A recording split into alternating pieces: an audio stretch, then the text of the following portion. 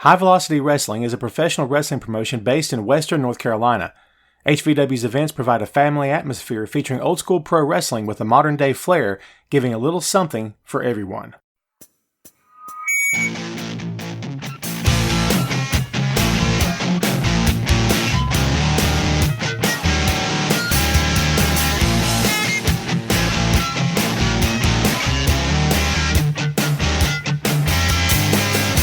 Hey, what is up?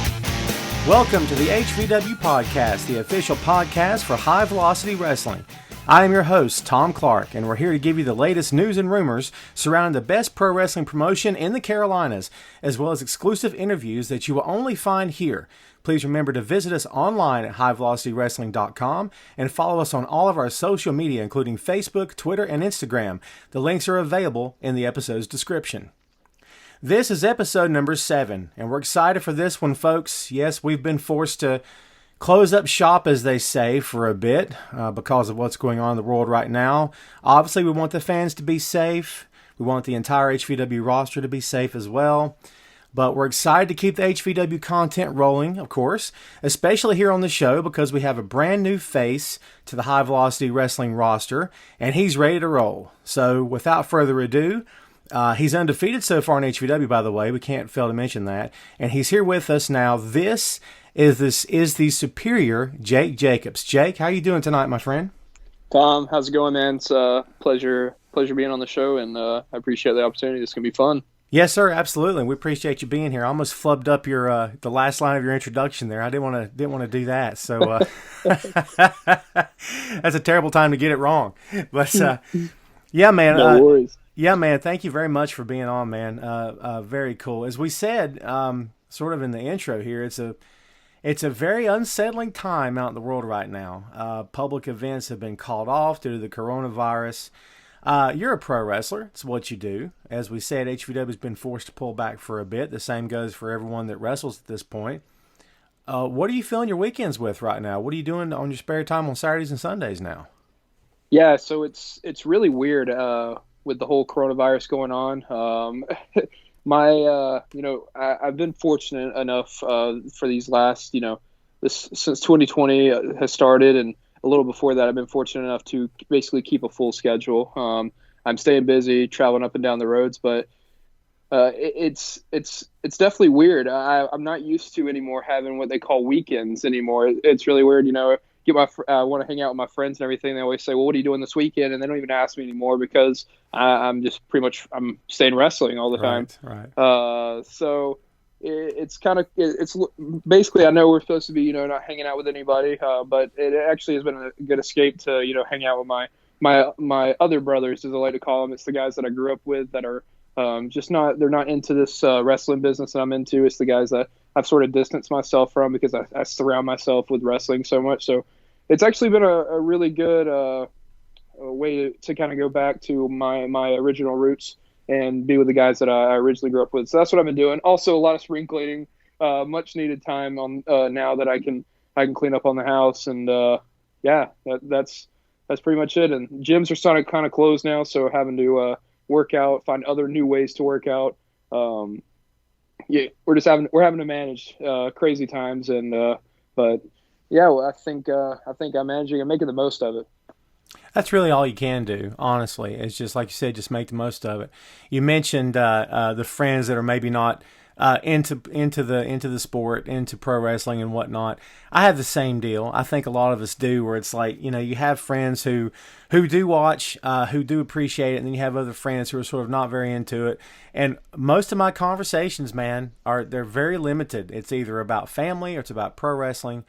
It's just not about a whole lot of anything else. And sometimes I wonder if when I walk away, if people are going, God, that guy, it's all he ever talks about. Do you know what I mean? Do you get that feeling very often with people? Oh yeah, with random people especially, because trying to explain to a random person who has no idea what, let alone pro wrestling is, like even people who don't even know what the WWE platform is at all, explaining to random people what I do is it's hilarious. Right. And that's the sort of the fun of it is trying to explain to them. And I always have to, mention, well, you've heard of like The Rock, well, I'm not him. I'm at a much smaller scale, but what he used to do is what I do. So like doing that. But my friends, they knew this is what I wanted to do my whole life, so they were sort of already used to it. It was on Mondays and Friday nights, and even when ECW was on and stuff, or pay-per-views. If they were over my house, they knew that whatever we were doing up until 8 o'clock was get put on hold because wrestling was coming on. So they're fully supportive of that. And if it comes around the area, which all of them live up in the upstate of South Carolina, so if they ever come, if it's ever in this general area,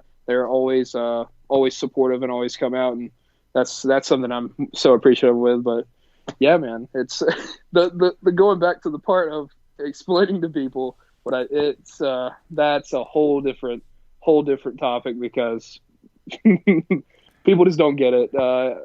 Not everybody understands the wrestling, so that's always fun. You know what I get? Here's what I get all the time.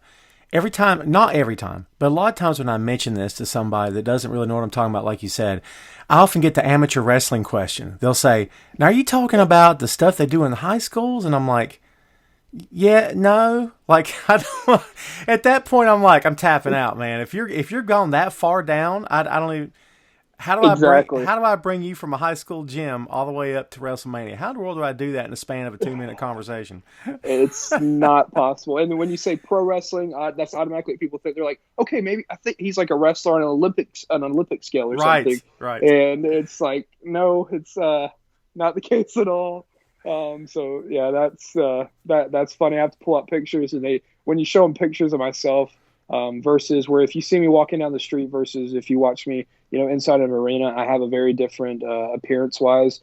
And showing pictures of them, they always give me that look of, oh, that's you. And it's just, I always have to just laugh, chuckle with it, and be like, yep, that's me. That's what I do. If you ever want to catch me, and I'll plug the show and stuff. But I'm sure they're just like, all right, let me get away from this guy. Or every once in a while, you have the guys who are like, oh yeah, I need to check it out. And they sort of feel like I have that little 30 seconds of fame where they feel like they're beside someone important.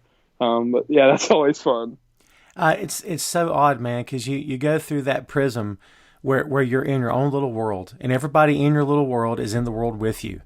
And then when you're back to Monday, back to your civilian life, as they say, you're back to Monday, and you're like, ugh, back to this. And it's a whole different group of people sometimes, and it's, and it's like, man, they weren't with me this past Saturday night, and I had the best time ever. And it's like going back to watching as a kid, when you're watching like Dusty and Rick or Brett and Sean, and you just have that moment of having tears in your eyes and goosebumps at the same time, and you're like, this is the best moment on planet Earth I've ever seen in my life. And then the next day, no one knows what you're talking about. They can't relate, and you're like, how do you not know what I'm talking about? It can be very frustrating.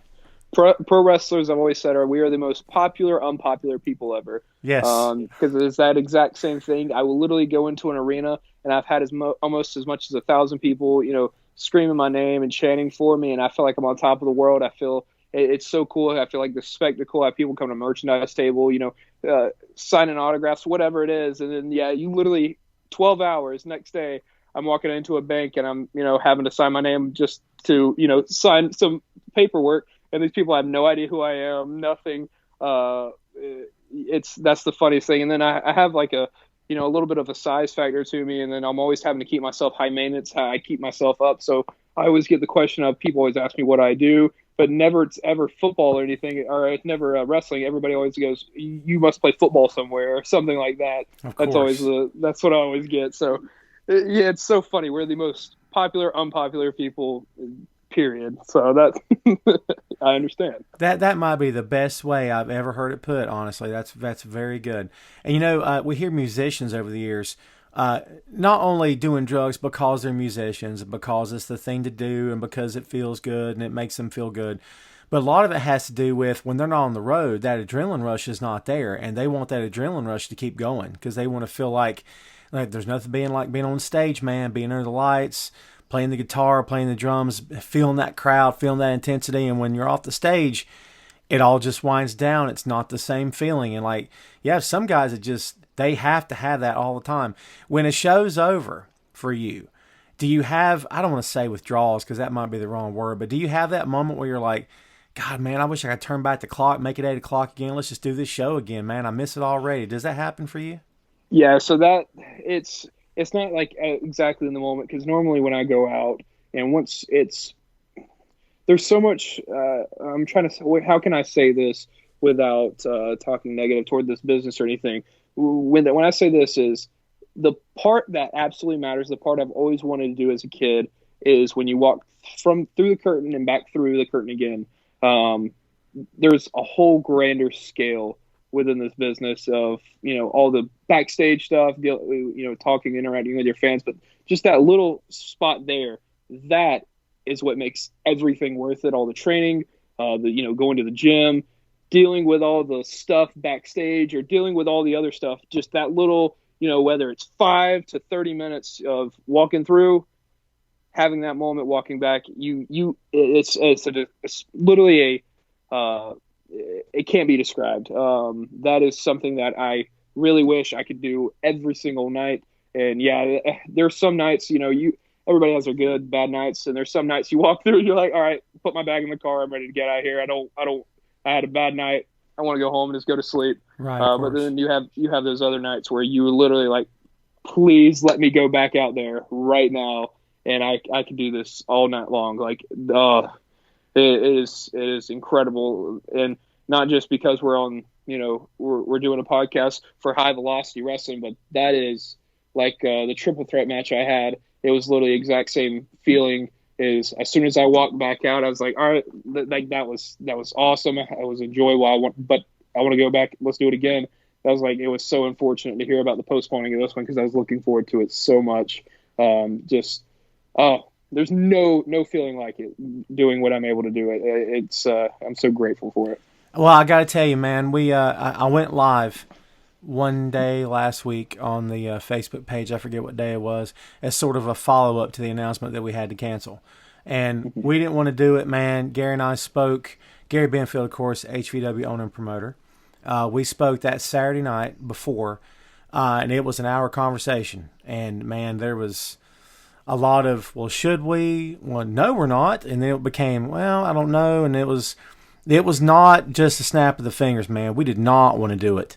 And we did not want to cancel, I should say. And it got down to the end. The governor makes the announcement, and he made it easier for us. And then the Legion Hall's on the way to shutting down, and it became, well, we're not going to have a choice here. And the last thing in the world I want to do is throw a ring up in someone's backyard. First of all, it's a backyard.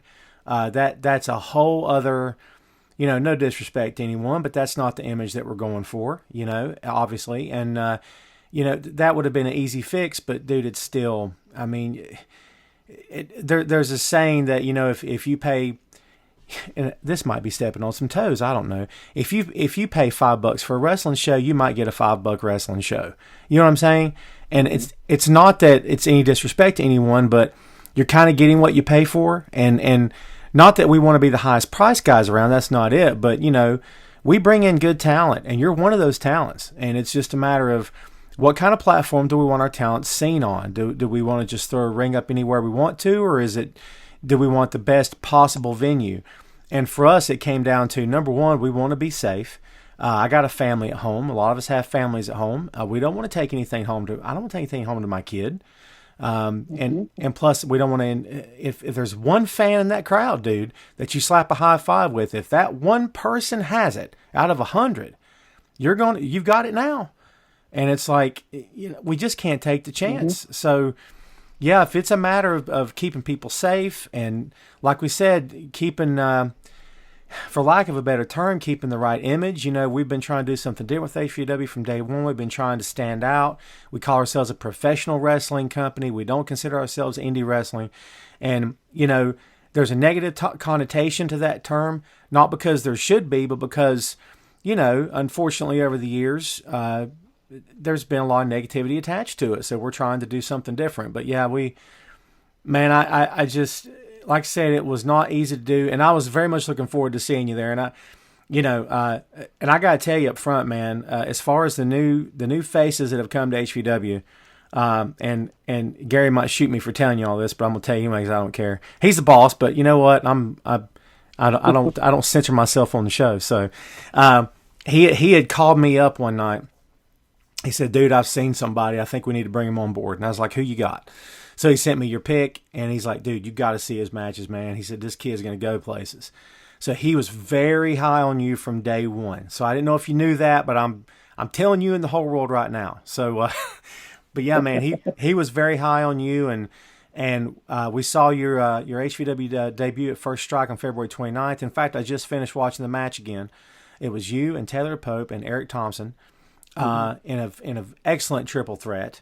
And for three guys that our audience didn't really know too well, I thought you guys did a top-notch job. And no disrespect to Taylor, no disrespect to Eric, but I think in terms of what the fans saw from you that night, I think they saw a star in the making, and I think they saw somebody that they can pull for in the future, somebody that they can sort of gravitate to.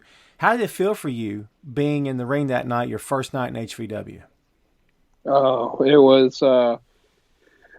This goes back. I actually, it's funny. I did a different podcast this week, and I was actually talking about HVW's platform. I am a huge believer in. I am willing to put, I put 100% in no matter where I go, but I am willing to put the extra time and effort of whatever it needs, whether it's like doing this podcast, doing anything that is needed to help out a brand, help them grow, and also it allows myself to grow when you can tell they're putting in the effort. When I say that is you called yourself a professional wrestling company, and I absolutely am 100% on that. When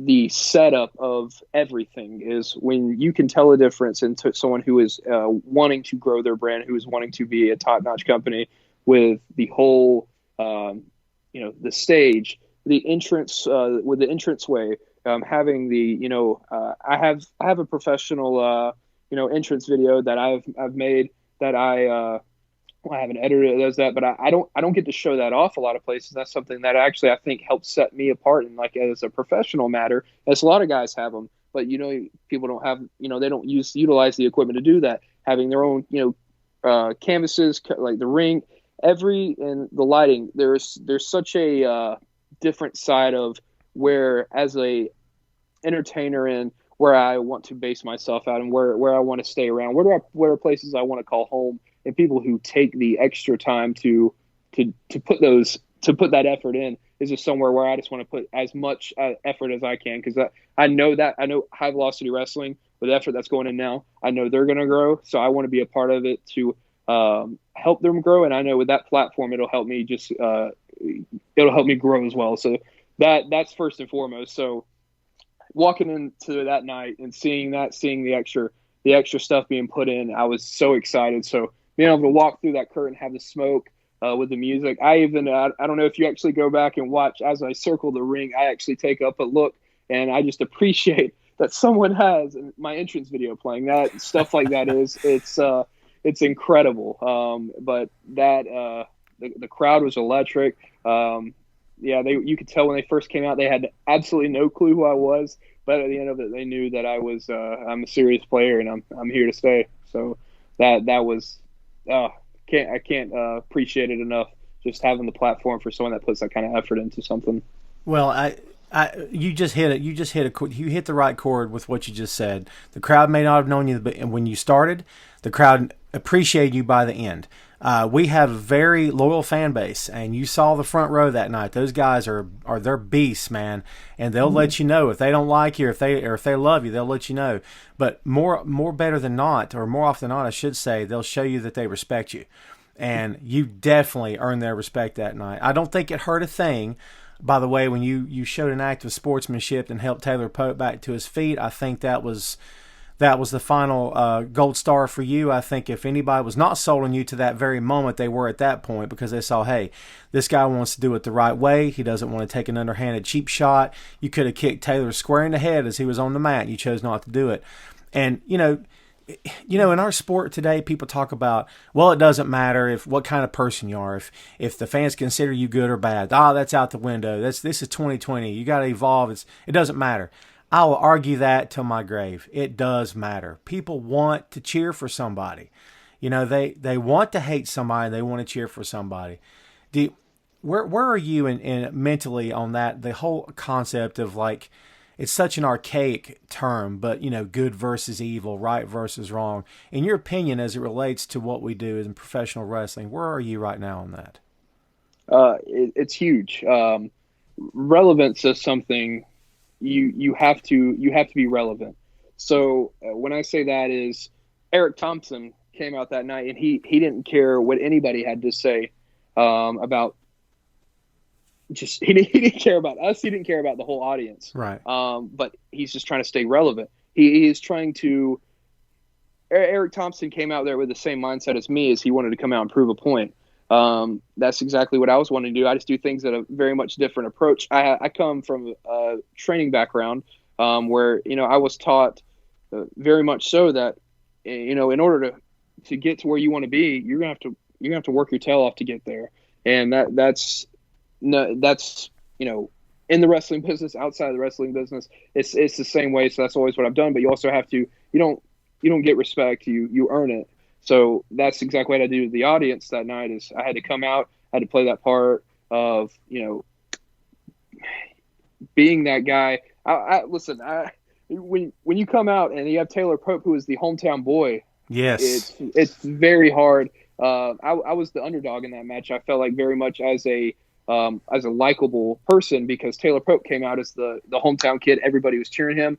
It was very obvious Eric Thompson had nothing to do with anybody, didn't care about Taylor Pope or anybody. And so when I came out, they had no idea, which I had to basically show everybody. I had to show everybody exactly who I am in that time frame. I had not only that, also keeping up with these competitors. So that was when you talked about me giving that show respect to Taylor. I had to show him that he had nothing to be ashamed about that night. There was obviously a bit of a size difference and stuff between us, and he fought hard. But to answer your question, I think it's very important. You need to have the good versus the evil. Whether people don't like Eric Thompson or not, it made the night much more appealing. Whether it's myself, Taylor, people love to have that. That's exactly why I'm not huge into Star Wars, but people love Darth Vader just as much. He actually has became like the face in the whole Star Wars realm. But I think it's super important. The audience wants, they're there to be entertained. So when I say that is they want it to be very clear. I hate this guy and this is why, and I love this guy and this is why. So I think that's very, very, very important. And it brings me back to the old school days, and I love the old school wrestling. I wasn't appreciative of it as much until I went up and got the training from Dr. Tom and showing all that, all the old Dusty Rhodes matches, and it brings me back to the roots of how this business started. So I think that is very important. Well, you gave me the perfect segue, so good on you for that, because that was where I was going with this next. All right, so it's 2020. When did the journey begin for you to do what we're doing today? When did the journey actually begin? I was actually introduced to professional. I just to make sure I'm clear. You're wanting to know when I first got into this whole thing. Well, either one, man. You could start with, did you grow up? How about this? Did you grow up as a fan? And if you did, when did that translate to, hey, I think I want to do this? Okay. I actually I was a late bloomer. I started watching wrestling right around the 2008 era. Mm-hmm. I started watching. I just remember my first actual match I watched. I can't tell you exactly. It had to be it was obviously a 6-man tag. But I just remember walking in after one of my friends had it on. We were playing on a pool table in the game room, and they flipped the TV on. It was like, oh, wrestling's on. And I was like, wrestling? And they were like, you've never watched wrestling? So they flipped it on. And it just so happened it was the main event for Monday Night Raw, and it was John Cena, Kofi Kingston, and Rey Mysterio versus, I believe, the other, I don't know who the third person was, but it was John Morrison and The Miz, and they had a third partner. And I guess whoever it was just didn't connect with me that night because I have no idea. I just remember that group in the ring and watching that basically finale finish. You have John Cena hit the attitude adjustment. Right. Kofi Kingston do his boom boom drop, and then he get up and eat the 619 from Mysterio. I was sold. I was like, "What is this? This is phenomenal." The whole stage and everything. I was like, "Oh, I have to watch this again." And that's when ECW, the newer brand, happened to come on Tuesday nights, and I was like, "All right, I got to figure out when WWE is on again."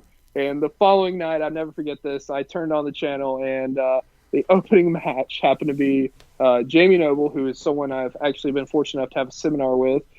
He was in a opening match with the Boogeyman. Oh, wow.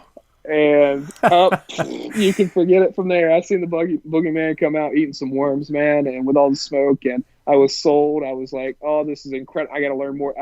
I recorded every single WWE anything, and I was just a fan of it. I was going up, looking up YouTube matches, everything I could do about the actual WWE side, and that's where I've if it shows by that.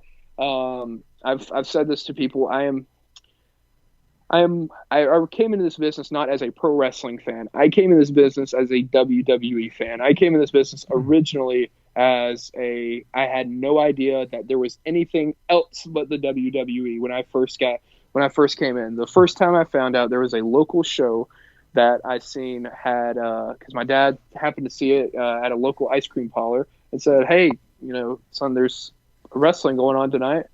And I was like, I didn't hear anything. There's WWE coming to the close arena. And he's like, "No, it's a local show, and Nature Boy Ric Flair's going to be there." And so there you go. Yep, went to a local high school and stepped into that, and I witnessed my first local show. And actually, the kickoff match for that night is a guy that we had at the guy that was at the same show that made his debut there was Ace Armstrong. Was against the A-Game Austin Jordan. And I watched him come out, and after watching that, I was like, "This is fantastic." I was like, "How do I do this?" And I was looking for people the whole night, to like asking, like seeing and stuff. And I happened to walk up to a guy that was wearing a shirt that said he was the commissioner. And I walked up to him, introduced myself, and told him I wanted to do this one day and asked about a training school. He told me, they're having another show and next month come. And I had no idea what I was getting into, if you can't tell, because I went straight home, printed out a resume like I would for any other job, and I went and gave it to him the very next show. That's great. Yeah. 16-year-old me, and he sort of gave me this look. Ended up finding out that the gentleman that had the commissioner shirt on actually had nothing to do with the company, because the actual commissioner just did not want to be in the focal point of the audience, so he was actually backstage. So that was very, very funny. Got introduced to the wrestling, and it actually happened to be the head trainer happened to be Ace Armstrong, and for that show. So it was just all coincidental, rounded up. But yeah, that's how I got into the business. Now going forward from there, once I finally ended up training, I trained for about 2 years. I didn't realize at all. I don't think a lot of people realize when you get into a ring for the first time, especially as being a fan as I was coming in. I never thought it was even going to be possible. That was such an emotional ride. Just being able to get into a ring for the first time.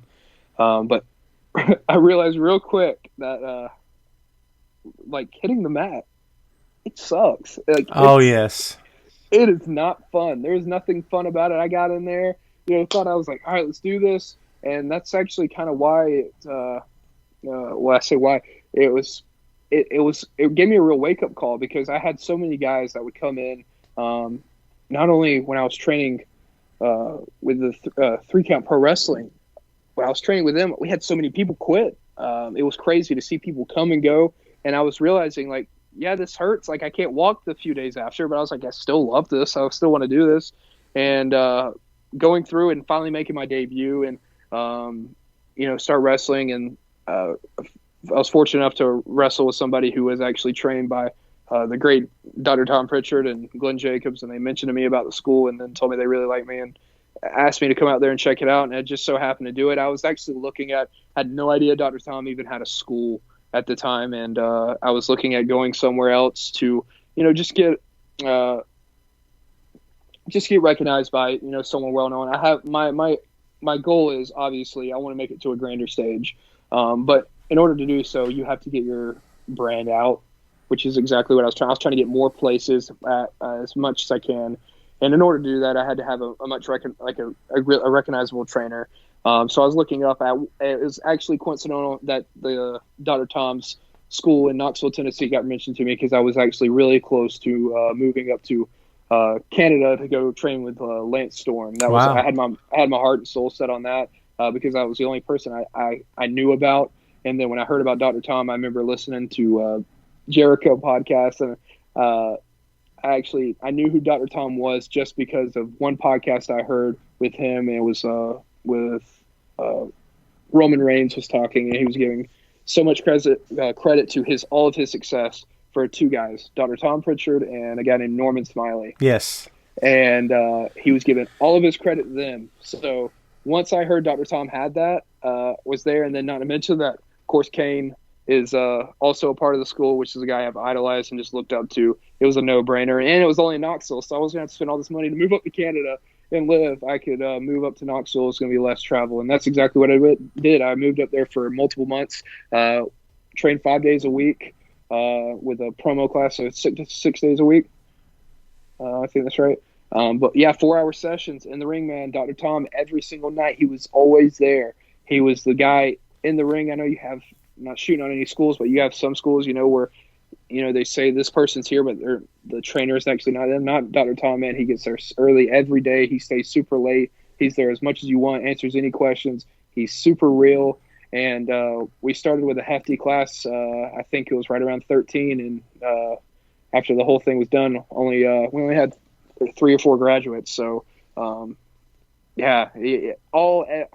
with any credit I get or give, anybody comes, I walk back through that curtain and people are like, that was fantastic, appreciate it, that was awesome. Or fans come up to me and they're like, you did great tonight. I give all my credit to JPWA in Knoxville, Tennessee. They are absolutely fantastic, and that is exactly what the professional I've adapted myself into being in and outside the ring. It's because of Dr. Tom, JPWA, Glenn Jacobs. That's it, man. Sort of a long story. I had to ramble there, but there was a lot to tell. No, it's absolutely fine, dude. It's a great story. And honestly, for anybody listening who may or may not be an avid pro wrestling fan, if you can't hear the level of commitment in that story, I don't know where you can hear it. You said did you say 4 years doing that with them, or 2 years? With Dr. Tom? Yes. So Dr. Tom was I trained with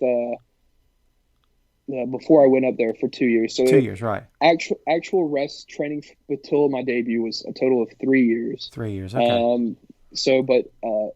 The commitment to move with Dr. Tom is his classes is the actual straight classes was right at it was a 3-month straight class, and it was 5 days a week, 4-hour sessions. So there was a 6-day for a promo class, which was he demanded, because in this business you have to learn how to communicate. Absolutely, yeah. And like we said, level of commitment. So man, you left behind friends, family, and said, "Well, I got to do this." I mean, so I'm curious. Often in this line of work, you'll have your supporters and you will have your detractors. I'm sure, as it is with every line of work. I don't know, but especially in this one. How was? Hey, I can hear it in your voice. How was the ratio for you? Did you have more supporters than you had detractors, or did you have people behind you, or how did that go for you? That was the hardest thing. If anybody's ever wanting to do this, or just really, it's not even wrestling, it's anything. You literally have to have that mindset that this is what I want to do, and I don't care what anybody says, because it's my life. I'm going to do it. Right. Telling friends and family, or really it was family, that after coming home one day and they're expecting you to go to college, work this real, what we call real jobs, go out there and do that. And one day after I happened to be living in Indianapolis, Indiana, and coming home and telling them, hey, I want to. I have something new in mind.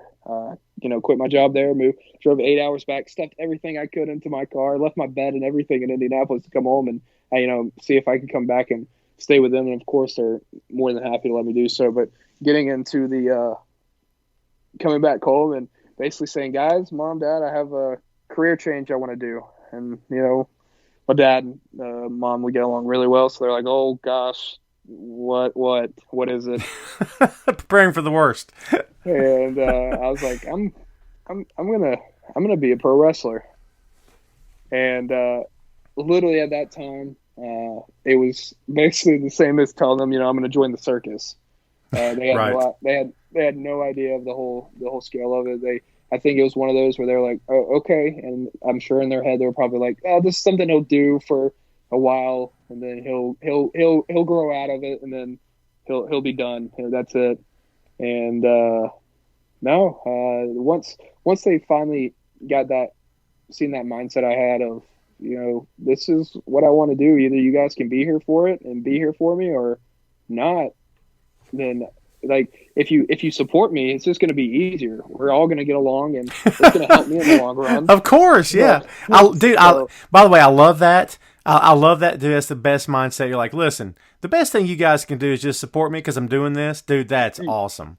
Exactly. And now, fast forward now, if you literally go to any event ever, my dad he's always the one behind my merchandise table. He deals with all my merchandise. He takes that pressure off my shoulder. And whether he likes to admit it, he enjoys it. He actually has a little thing now where people always talk about my merchandise table is very professional, if that's the proper way to put it. I have all kinds of stuff, and it's because he takes it so serious to where that's his goal. I go out there to be I want to be the best performer in the locker room, period.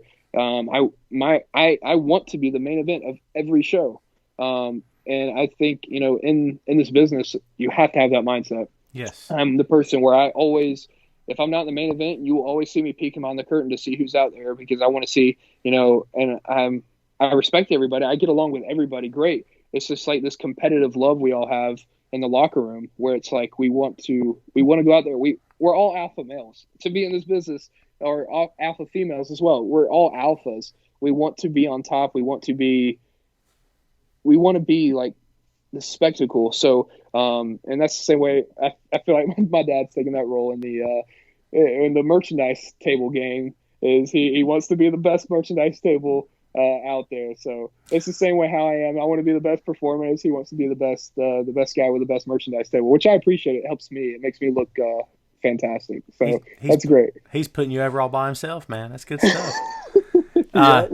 Yeah, dude, you're totally right, man. It is about and I had Mitch Hurley on episode 5, and he brought up a good point about you have to sell yourself. You're in the business of yourself. And you are your brand, and you have to sell your brand. It would be no different if you worked for, Heinz ketchup or something, and you're like, I'm a spokesman for this brand. I consider this my brand. This is who I am. This is what I do. This is why you should buy it. So, like, you are in the business of for lack of a better term, selling yourself, selling your brand, and putting yourself out there, and not being afraid, despite what anyone says. But I can relate to what you're saying about getting a taste of it and saying, man, I have to do this. It reminds me of a story that Dusty Rhodes told before about the first time he ever wrestled, and it was on a Friday night. I'm sure it was in Texas, and he got paid like $100 or $150 or whatever it was, and he had offers from the NFL that weekend. Like after that Friday, it was right before that Friday show or right after, and he turned them all down. He had like 2 or 3 offers from the NFL to play. And he said, man, once I made money doing this, he said, and I loved it. And he said, I'm like, you know what? I'm good. This is what I'm doing. And it's one of my favorite stories of all time, because it's like, imagine if he had just went to the NFL and had not become the American dream. That would have been a loss. I mean, insane. Yeah, right. And and I'll tell you this: it's not just because you work for the company. It's not just because you're on the show. So not to make anyone think I'm buttering up the guests here or anything, but there is something about you that stands out, and I know that you know that without being egotistical about it, because I don't sense that's the kind of person you are. But you have to stand out, and like Crucifix stands out. Mitch Hurley stands out. TGA stands out.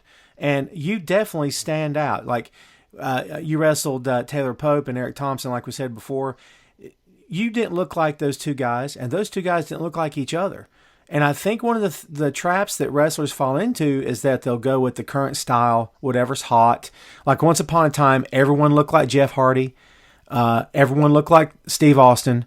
And it's like you march to the beat of your own drum and you have your own style. So I guess all of that to ask this, where did your style come from? Are you still working on it, or have you emulated someone, or is this just something you've come up with on your own, or how do you attribute your style right now? So it's the way I've adapted myself into the look of basically what you see now is I have watched some of my favorite performers of all time. If we go in ring, I'm talking about Angle, Guerrero, Jericho. I love Benoit. I've even watching bigger guys. I loved watching Kane before I even started training with him. Undertaker in 2008. Oh my God, it was phenomenal. If as a in-ring performer, I take a bit from every single one of their styles. That goes the exact same for how they present themselves inside, outside the ring. If I wear a leather jacket when I come out. I took a little bit from, how Edge comes out. I took a little bit from Taker. I took, you have to have a little bit of a presence of like you said, you have to stand out. You have to look the part. I want to be on the grandest stage of them all one day. I want to be, this spectacle to people. So I have to invest in myself. I have to invest in my product. So, and I also, when you said everybody was looking the same, that's where I had to go on the drawing board and say, okay, what can I wear when I come out that will make, asset wise, it'll make myself look good. But not only that, I want to do stuff that's different. That's why I went out and I had a logo of myself made. I went on the drawing board and I was like, okay, what are people wearing? I ended up deciding I wanted to wear like a one piece, and I was looking at different things. I liked what Taker used to wear, but I don't want to wear what Taker used to wear. I loved when Seth Rollins used to come out in these one pieces, but he would take off the shirt. But I was like, I really like that vibe he's going for, but I want to tweak it my own way. So stuff like that. I was taking pieces from all kinds of different people.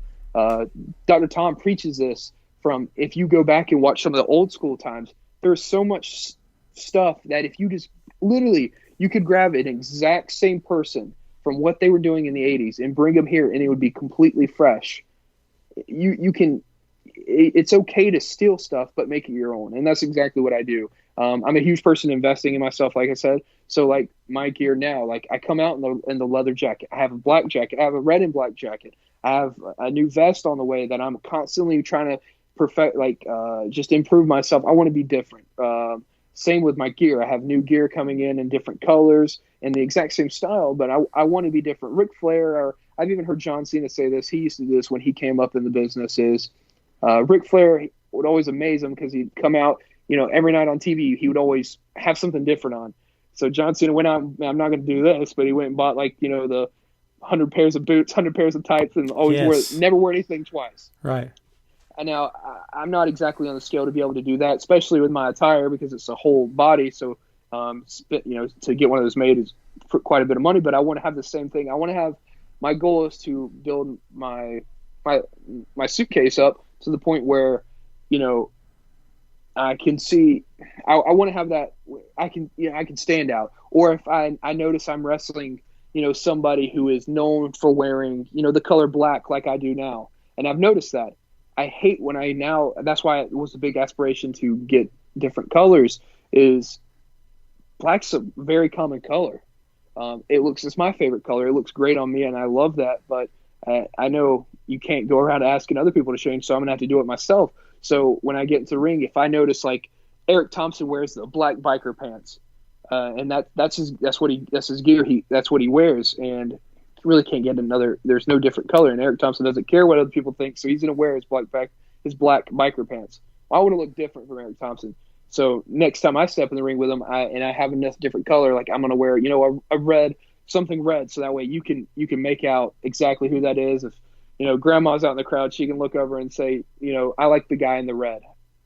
Right, So right. it's that kind of thing. Invest in yourself, and keeping that presence. I do that inside, outside the ring. When I show up, I always want to look at the nines, because I hold myself to a standard. You got to always look the part. So that's huge for me.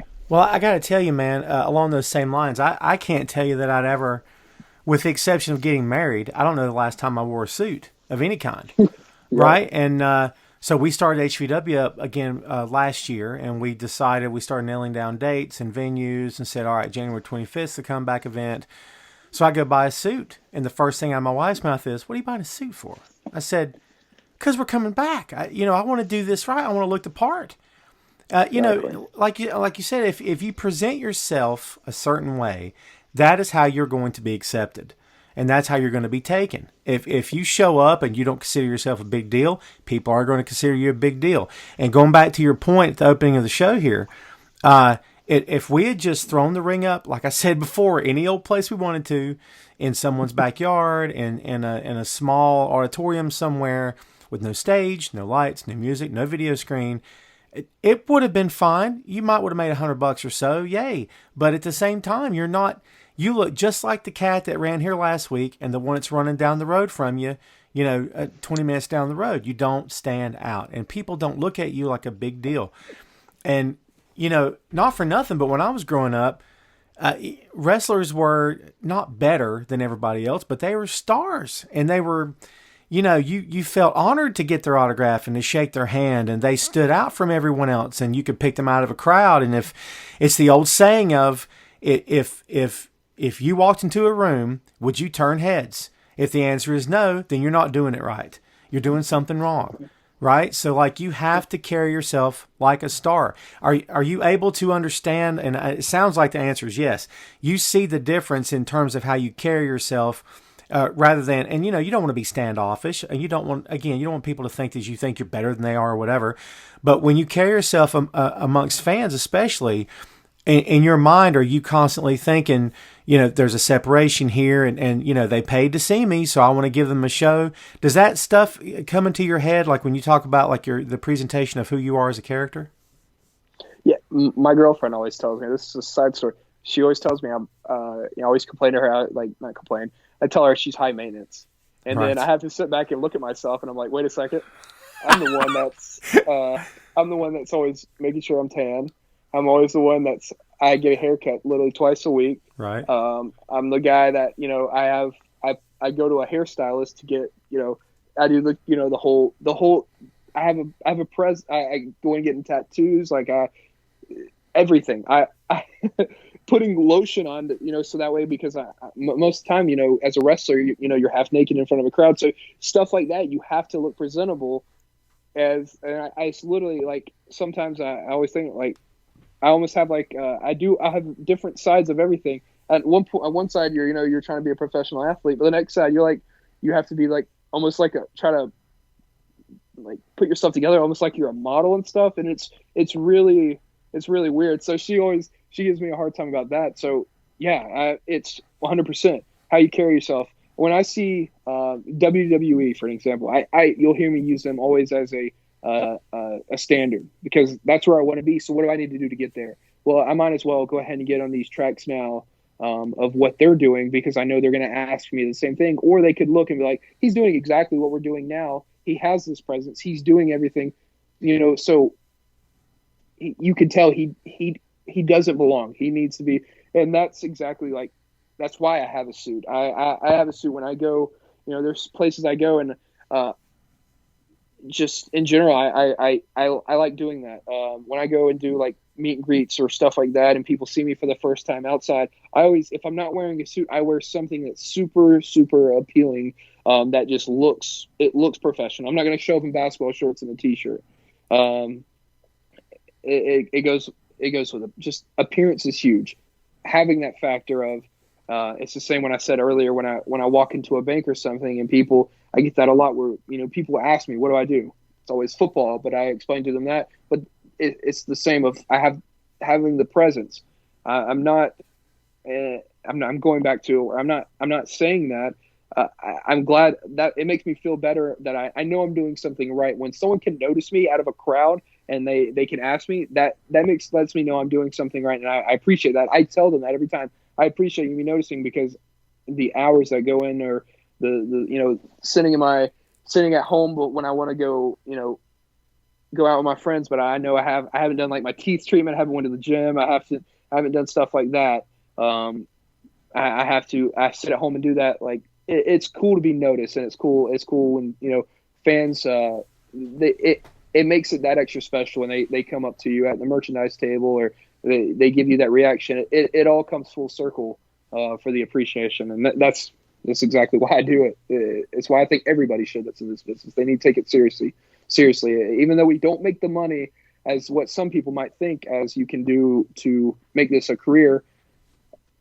We're all, I feel like we're all doing this to eventually make it a career. So you have to start taking it serious now. And that's one of Gary's pet peeves, man. It has been for 20 years.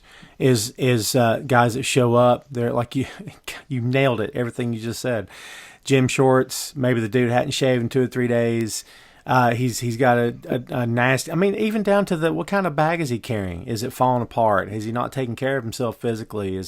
Do his pants have holes in them? Like, this is what you're showing to fans, and depending on what time you get there, I mean, obviously, what time you leave or whatever, people are seeing this stuff, and it's like, what sort of image? Like, if you showed up at your job, you wouldn't look like that, and we've seen over the years, and I'm sure you have too, in smaller venues, smaller promotions around the Carolinas, like some guys show up, and I have to bite my tongue. I'm thinking, this guy got booked? How in the world did this guy get booked? Because and, it's unprofessional calling anybody else. So I'm not going to. But, in the back of my head, I'm thinking, this guy would not be on my show. There's just no way. And maybe he's excellent. But, dude, if you show up, you got to show off, right? I mean, that's part of the deal, man. Let me bring it full circle here, if I can, back to HVW. So like we said, you debuted at First Strike, had and won in your debut match. That's pretty sweet, right? So you're undefeated so far in the company. You were booked to face James Ryan at Overdrive on March 28th, which unfortunately, as we said before, we had to cancel the show. But you've got to look now at the HVW roster. Who has caught your eye in terms of maybe somebody you haven't faced before? Who in the locker room are you sort of salivating from a distance, saying, "Man, I got to get in the ring with that guy"? Is there anybody that sort of caught your attention? Ooh, absolutely. Yeah, there's 3 people. As soon as you said that, just came straight into mind. Awesome. And the reason why is there's 3 people that I've yet to face, yet to be in the ring with. And I'll sort of name off one guy. As soon as I even started coming to HVW, I've always heard, I've had been a part of multiple shows with him, just never been able to be in the ring. Chris Fix, never been able to. I've yet to step in the ring with him at all. It's something that I've had people mention to me multiple times, and situation's not right. It's fine. I see he's got his hands full right now, and that's actually the next person I was going to mention. Someone it was the first night I've ever watched an independent show. I failed to mention, he was the main event for that night. Someone I really, really am. That's one of my goals is to do. Is Loaded Guns Ken Magnum. That's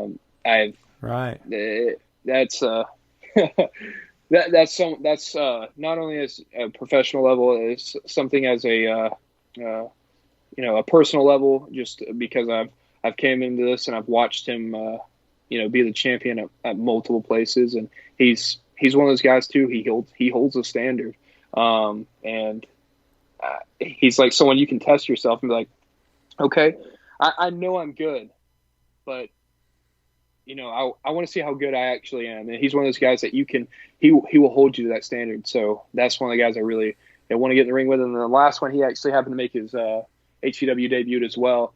And he's someone I grew up coming in in this business. I trained with him, and that is the A-Game Austin Jordan. I've yet to step in the ring with him at all. And I know he's trying to prove a point here. He's trying to show that he's meant to be here. And I think he'll definitely be the guy to show that. He's a tough competitor, but so am I. And I think that's a matchup there where I think it would just, the fans would completely eat it up, and we would tear the house down. But that's someone, again, I want to test my limits. I want to see what I can do, and I know I can compete with them, but it's going to be a fight. And those are all three guys there that I think at any given time they can be the face of HVW, and I want to show that I can be right with them as well. So, man, and I know that would help sell some tickets too, to see me in the ring with one of those three guys. But those are the three that came to mind right off the bat. And it's three great choices, man. And it's interesting you went that route because a lot of what's been going on in HVW, sort of from the moment of the relaunch to today, is this idea of sort of the veterans and the newer generation. And Crucifix actually is the one that started this whole thing rolling. He called out Ken Magnum in one of his first promos for some weird reason. He dissed the newer guys coming down the pike. We mentioned First Strike. He had an excellent match with TGA that was, for my money, one of the best matches of the night. And, you know, he sort of stooped to dastardly means, as they say, a cheap shot to get the win. But TGA gave him everything he could handle. And so I think you versus Crucifix would be a very intriguing matchup. And, you know, I mean, I don't know if you've met the guy, but he's all intensity. He's not someone that'll hang out with you backstage. He keeps to himself. He demands his own locker room. We won't get into the specifics of stuff, but you know, he was actually, I interviewed him here on the show, and he was civil enough to talk to. But man, when you get him at a live event, he turns it up, and he is not to be trifled with. So I think you guys would have some amazing chemistry in the ring. And I think the same thing is true with Magnum and Jordan. And as far as Jordan goes, man, he's in the handful of new faces to the company that I view as being the future of HVW. I think you're in that group. I think Hurley's in that group. I think Jordan's in that group, TGA, a couple other guys. Caitlin Marie's in that group as being the future of the company as well. So I think all three matches that you mentioned would be 5-star, and maybe one of these days you'll get to face one or perhaps all three of those guys in the next coming year, hopefully. Yeah, that's I've yet to meet Crucifix face to face. You know, and I think what is the perfect time to meet somebody face to face, except inside of HVW ring. He's intense, but brother, so am I, and absolutely, I intend on. I'm like I said, I'm there for a fight. I fight for exactly what I stand for, and I don't let anybody disrespect me and disrespect people that care for me. And after last show, those HVW crowd, they care for me. So I'm here to protect what's mine now. And yeah, that's to me, that's the best place to finally meet him face to face. So we'll see. Well, like I just said, a possibility of facing one or perhaps all three of these men in the next coming months here of 2020. We announced a few weeks ago, actually, that the single elimination tournament to crown the next HVW champion is scheduled for June 27th, Saturday, June 27th. And the official participants have not been announced. They've actually not even been decided yet. I'm sure you'd love to throw your name in the hat, yes, for a chance at the HVW Championship.